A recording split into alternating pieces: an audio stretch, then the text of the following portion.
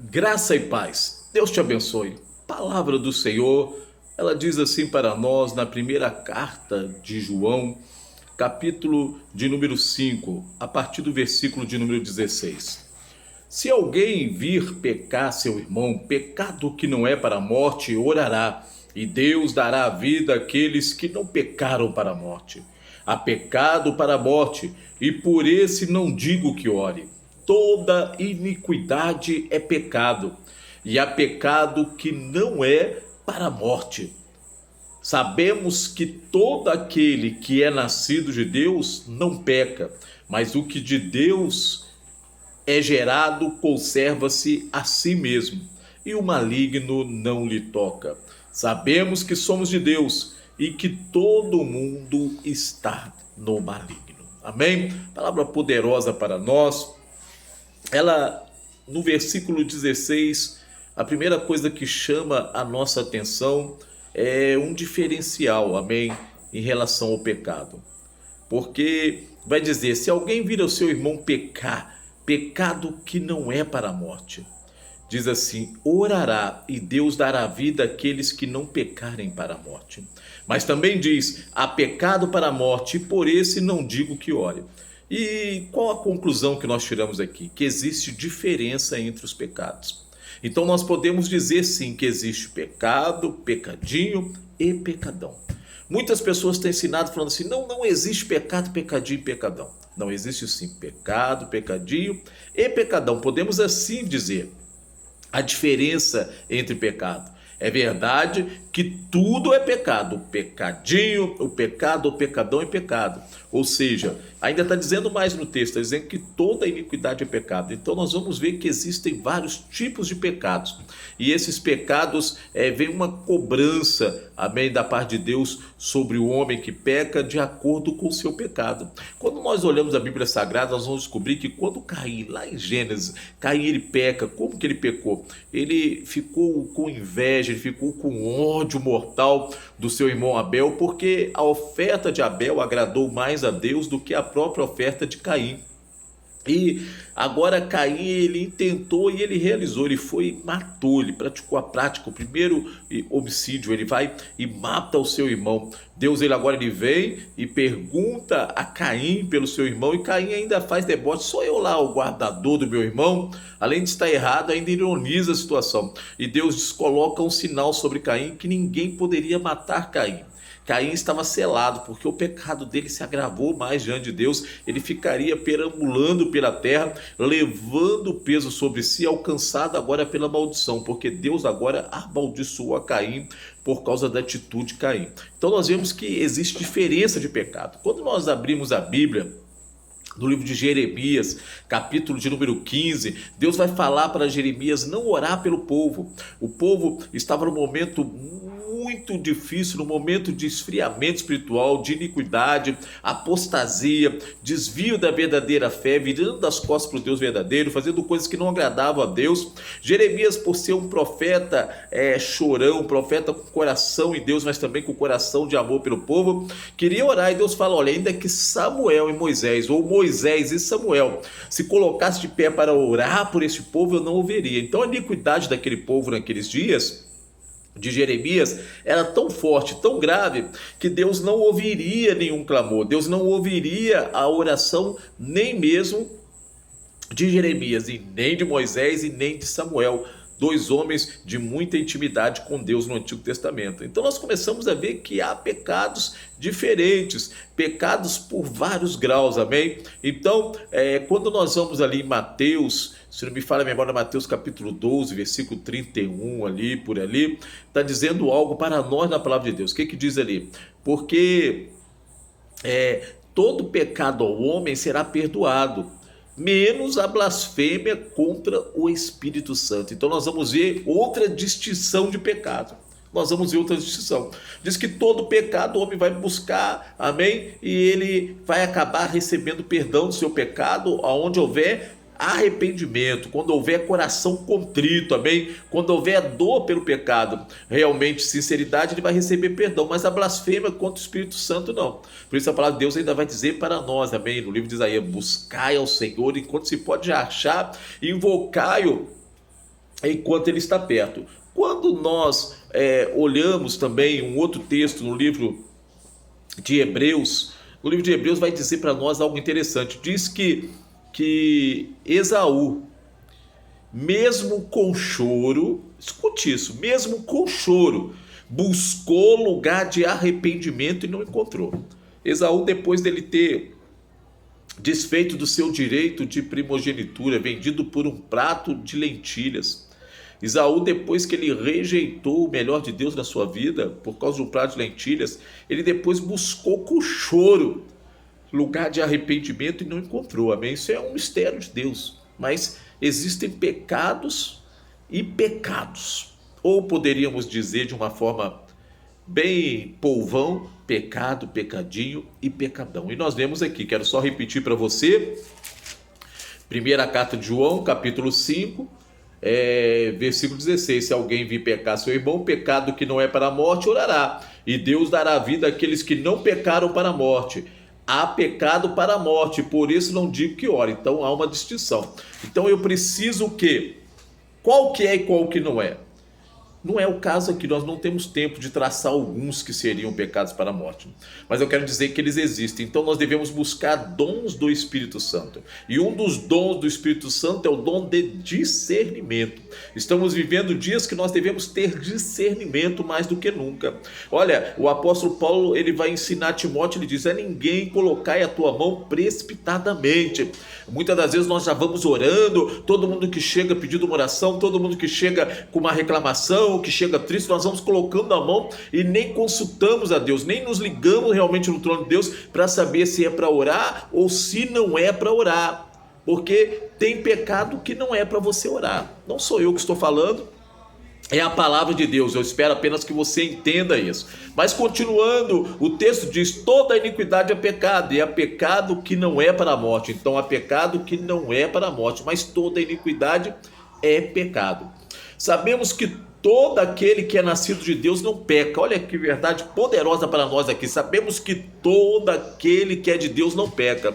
Então, se você é de Deus, você não peca. Se você é uma pessoa de Deus, você não peca. Aí você vai agora falar: pastor, você me assustou porque eu peco, então eu não sou de Deus? Eu vou te explicar. É a questão aqui, o texto do Novo Testamento, ele foi escrito, nós sabemos, no grego. E quando nós vamos aprender a respeito da língua, nós vamos descobrir o seguinte: o que João está querendo dizer aqui para nós? Sabemos que todo aquele que é nascido de Deus não peca, é que não vive na prática do pecado. Por quê? Ele estaria contradizendo a ele mesmo se ele dissesse que nós não pecamos, porque abra a tua Bíblia em primeira carta de João, no capítulo 1, versículo 8, mesma carta que nós estamos lá na frente, agora voltando um pouquinho, indo para o início. João capítulo 1, versículo 8: se dissermos que não temos pecado, enganamo-nos a nós mesmos e não há verdade em nós. Então aquele que diz que não tem pecado é mentiroso. Então, poxa, se eu disser que eu não tenho pecado, eu sou mentiroso. Por quê? Porque todo homem peca. Todo homem peca. E agora, João, ele mesmo está dizendo: sabemos que aquele que é nascido de Deus não peca. Não é que não peca, ele não vive na prática do pecado. A pessoa que é de Deus, quando ela peca, porque pecar é errar o alvo, quando ela peca, quando ela pratica o pecado, um erro, quando ela vê que ela vacilou, ela automaticamente reconhece o seu erro e se arrepende, pede perdão a Deus e busca o aperfeiçoamento, ou seja, busca não praticar mais aquilo. É diferente daquele que não é de Deus. Aquele que não é de Deus, ele vive na prática do pecado, ele se deleita na prática do pecado. Aquele que não é de Deus, ele leva uma vida no erro, no pecado, nas coisas que são contrárias a Deus, e tem prazer naquilo e não quer sair daquilo. Ele se deleita no pecado, ele quer pecar cada vez mais. Como diz a palavra de Deus em Apocalipse, aquele que não é de Deus, olha, aquele que é sujo, suja-se ainda mais. Ele quer se sujar mais e mais. Ele não está nem aí para o dia da manhã. Ele não está nem aí para o que Deus pensa ou deixa de pensar. Ele nem pensa se Deus pensa em relação a alguma coisa. Ele não tem esse discernimento nenhum espiritual. Mas os que são de Deus, o Espírito Santo incomoda. Ele não consegue deitar e descansar tranquilo no seu travesseiro enquanto ele está praticando a iniquidade, enquanto ele está vivendo caindo no erro. O Espírito incomoda, ele quer arrumar essa situação o mais rápido possível, porque o Espírito Santo está nessa pessoa. E a palavra de Deus no Evangelho de João, capítulo 15, diz o que para nós? Porque é o Espírito de Deus, o Espírito Santo, que convence o homem do pecado, da justiça e do juízo. Então, se eu sou de Deus, se eu sou nascido de Deus, o Espírito Santo, ele me comanda através de Jesus Cristo. E olha, eu começo a errar, meu pé deu um vacilo, ele me corrige. É como o Salmo 121. O guarda de Israel não tosquenejará nem dormirá, não deixará vacilar o teu pé. Então, o que é nascido de Deus não peca. Mas o que de Deus é gerado conserva-se a si mesmo. O que ele conserva-se a si mesmo. Ele tem uma vida em conservação através do Espírito Santo. Ele conserva a si mesmo, ele não pratica o que as outras pessoas praticam de forma errada. Ele não anda conforme a vontade do mundo, ele não anda conforme a vontade da carne, ele não anda em iniquidade, ele não se mistura, amém, no meio daqueles que praticam o que é errado, ele não senta na roda dos escarnecedores, ele conserva a si mesmo, ele toma cuidado com o que ele vai falar, toma cuidado aonde ele vai andar, ele toma cuidado com todas as atitudes da sua vida, ele se preocupa em agradar a Deus. Por isso, é uma maneira de se conservar a si mesmo. Não é à toa que aquele que é de Deus, ele é chamado de sal da terra, porque o sal ele conserva, amém? E diz assim mais para nós, ele conserva a si mesmo e o maligno não lhe toca. Quando você busca uma vida para conservar a si mesmo, que você vela pela presença de Deus, que você é zeloso por aquilo que Deus tem feito na sua vida, que você é zeloso pelo chamado de Deus na sua vida, que você é zeloso pela presença do Espírito Santo, que você é zeloso pelo sangue do Cordeiro na tua vida, o maligno não lhe toca, amém? Salmo 91, porque o Senhor dará ordem aos seus anjos a teu respeito para te guardar, amém? Porque nenhuma maldição chegará à tua tenda, porque você vai descansar na sombra do Onipotente, amém? Porque 1000 cairão ao teu lado, 10.000 à tua direita, mas tu não serás atingido, porque o maligno não pode tocar. É verdade, a palavra de Deus diz para nós o quê? Que quando o diabo ele veio com os filhos de Deus, Satanás veio com os filhos de Deus na presença de Deus, os filhos de Deus ali no livro de Jó, capítulo 1, se refere aos anjos de Deus. De onde vem? Vem de rodear a terra e passear por ela. E aí Deus diz, viste o meu servo Jó, homem bom e fiel a mim, temente ao meu nome? E aí Satanás joga aquela conversa fiada, ele está te adorando porque você subornou ele, você deu tudo de bom para ele, assim é fácil, deixa eu tirar as coisas dele. Aí Deus vai e permite. O diabo, para tocar nos bens de Jó, precisou de permissão de Deus, amém? Olha, o Senhor lhe diz que ele não vai te dar nenhuma prova maior do que você pode suportar. O diabo não pode tocar. Até para o diabo fazer alguma coisa na tua vida, só se for com permissão de Deus. E se Deus permitir, é porque ele sabe que você é capaz de vencer, de passar pela prova e o nome de Deus ser honrado na tua vida. Porque o diabo não pode tocar, e não pode tocar naquele que é de Deus. A Bíblia diz que quando o livro de Judas traz para nós que o arcanjo Miguel, ele não quis, amém, contender, não quis lançar palavras vulgares contra o diabo, quando ele lutava pelo corpo de Moisés. Por quê? Quando Moisés morreu, o diabo foi lá tentar tocar no corpo morto de Moisés, e Deus não deixou. Deus enviou o arcanjo Miguel. Por quê? Aquele que conserva a si mesmo, aquele que se preocupa com a sua vida espiritual, aquele que sabe que se pecar precisa de perdão imediato e que não deve pecar, deve vencer, amém? Todo dia o pecado pelo poder do sangue de Jesus, o maligno não lhe toca, amém? Deus ele tem negócio com essa pessoa, Deus ele tem coisas boas para essa pessoa, Deus tem proteção para essa pessoa, Deus tem providência para essa pessoa, e sabemos que somos de Deus, e aí diz mais, e aquele que conserva a si mesmo, o maligno não toca. Aí o versículo 19, sabemos que somos de Deus.